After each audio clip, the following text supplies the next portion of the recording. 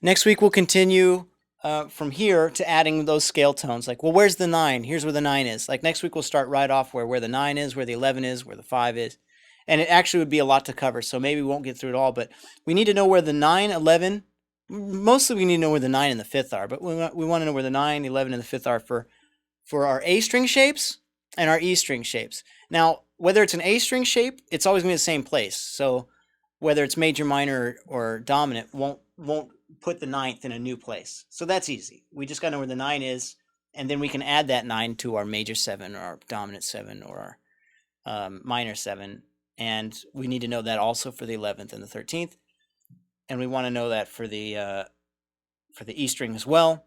We'll learn the 9th first because the 9th works basically over every chord, and we'll learn the 5th next because the 5th is a common place to have an alteration, as we know from our minor 7 flat 5s, and then we'll learn the 11th and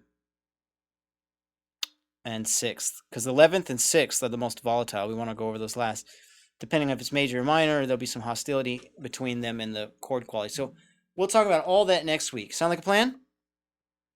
And after that, if you're interested to continue farther with these chord concepts, we can talk a little bit about very simple things that can be done to make your comping, meaning you're playing the chords as they come by, into a more kind of like rhythmic, and not just rhythmic, but also like jazzy with like a walking bass, and how that can be quite easy, and how we can incorporate that walking bass idea into chords as a whole and have these kind of neat, fancy moving chords. It sounds really complex and stuff, but in fact, it's very simple. Sound like a plan, dude? Do you have any questions? Yeah, man. Well, there's a lot. There's a lot more to talk about and uncover and discover and explore.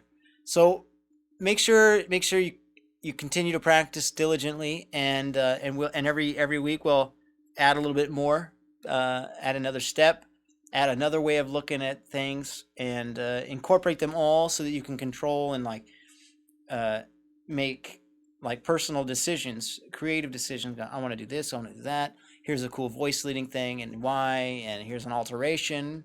We'll even get to the point where we can talk about substitutions.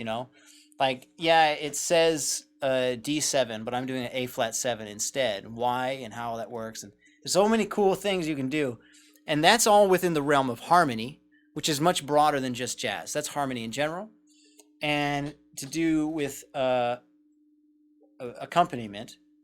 And also, it can translate in interesting ways to your composition, your arranging, and even to your soloing too. And soloing is a little bit like we have to like look over there and talk about soloing stuff, but they're interrelated because your soloing adheres to the harmony. Make sense?